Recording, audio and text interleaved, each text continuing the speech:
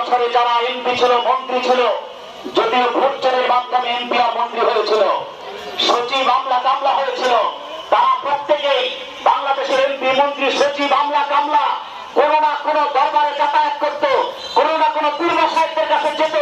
আমার দেশের পীর সাহেব যদি সুরাতুল বুরুজ থেকে, এই ভারত থেকে, ভারতের জীবন থেকে শিক্ষা নিত যে মন্ত্রী এমপিরা পীর সাহেবদের কাছে গেলে কি দাওয়াত দিতে হয়, কি শর্ত দিতে হয়, আমার দেশের পীর সাহেব যদি বলতো তোমাদের জন্য দোয়া করবো, তবে শর্ত আছে, তোমরা ক্ষমতায় গেলে আলেমদের নির্যাতন করতে পারবে না, আলেমদের ছেলেবন্দি করতে পারবে না।